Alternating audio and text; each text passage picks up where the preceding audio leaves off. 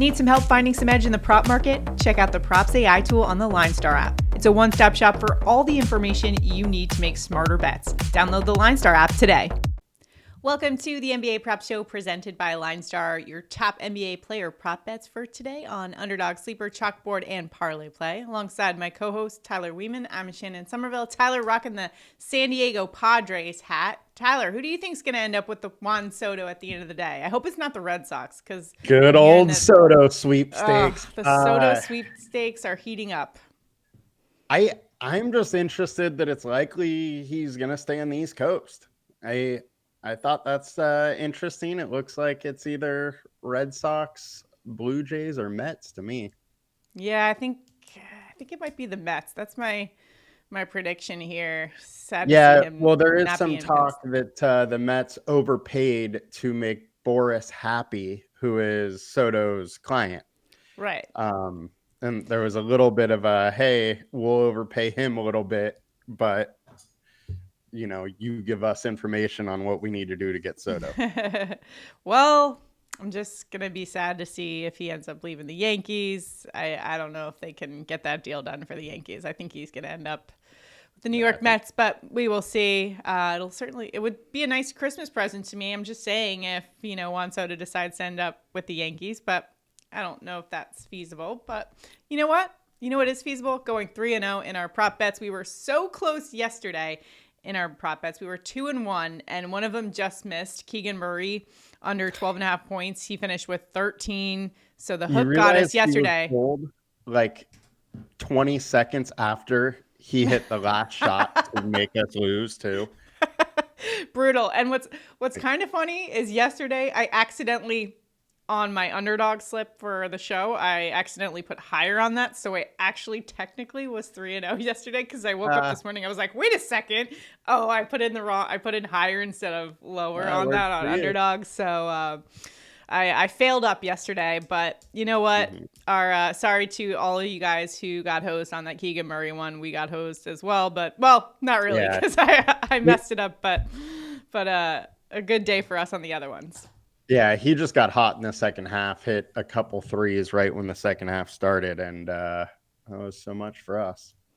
All right, well, let's get into today's slate and NBA action. Remember to check out that Props AI tool on the LineStar app to help you find the best value in the prop market. We'll be referencing it throughout the video, talking about LineStar's projection, and that's exactly what our software does. LineStar compares projections to what's out there in all the different sports books for prop betting, so you can check that out for yourself at linestarapp.com. And if you'd like a free trial and you are a new user for Underdog, Sleeper, Chalkboard, or Parlay Play, use the promo code LineStar and play at least $1 to get a deposit match plus 1 free month of the LineStar app. So take advantage of that deal. And before we get into it, do us a huge favor.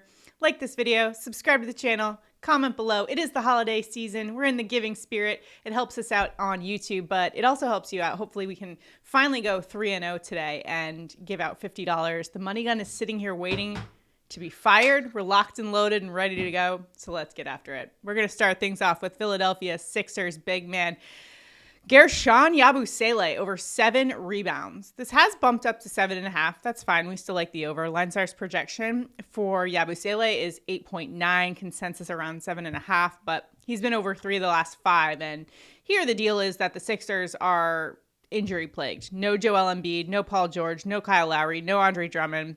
So, someone's going to get some stats in this game for the Sixers, and they're going up against the Magic tonight, who are playing on the second leg of a back-to-back. Last night they got blown out by the Knicks, but they're going to be without their best player. Paolo Banchero is still out, and Goga Bitadze is listed as questionable in this matchup. Also, you've got a super low game total in this one, so anytime I see that, I think missed shots and rebound opportunities. So definitely the opportunity might be there for Yabusele. What's your read here on the situation here for the Sixers? So Yabu, when he is starting, he's averaging 31 minutes a game and 8.8 rebounds per game. Most of that time has come at the center position, which he'll be here today with Drummond and Joel Embiid out. So while it's not the best matchup, Orlando is tough versus the center. I think, he's averaging so much more than this line that I think we can go back to yours safely. And he has done well in tougher rebounding matchups. I believe he had a season high of 12 against the New York Knicks. So that's a great rebounding team, and he was able to get it done against them. So like the spot for him. All right, next up, let's go to the Atlanta Hawks and their small forward, DeAndre Hunter, over 14.5 points. LineStar's projection, 22.5, and he's averaging 18.5 points per game and has been over this mark in 7 of the last 10 games, going up against a Milwaukee Bucks team, another team playing in a back-to-back tonight, 25th in opponent three-pointers made. I bring that up because Hunter is someone who can get hot from three. He had 4 threes on Monday night, so watch out for him on the perimeter tonight. What's your take? Yeah, he's been over in 7 of the last 10. He's averaging 18 as a starter, but 18.7 as a reserve player. So coming off the bench, he's actually better at scoring points. And that's been the case for his entire career. It's not just this year. He averages like a full point better for his career numbers. Milwaukee, 14th versus small forward reserves. And if you look at which he will be on the court with starters a little bit also, Milwaukee's been really bad versus the small forward in points allowed. So I like the spot all around for DeAndre Hunter. And I think this line is kind of like the Aldama one the other night where, yeah, he's a bench player, but he's getting real run off the bench and a primary scoring option when he gets into the game and on the court. All right. Lastly, let's go to the Clippers and their guard, James Harden, over 28.5 points and rebounds. LineStar's projection is 36. Harden's averaging just over 29 points and rebounds per game. While he's only been over this 3 of the last 10, could be in a good spot tonight. Although Minnesota 10th overall in points and rebounds to opposing point guards. What's your assessment of this Harden line tonight?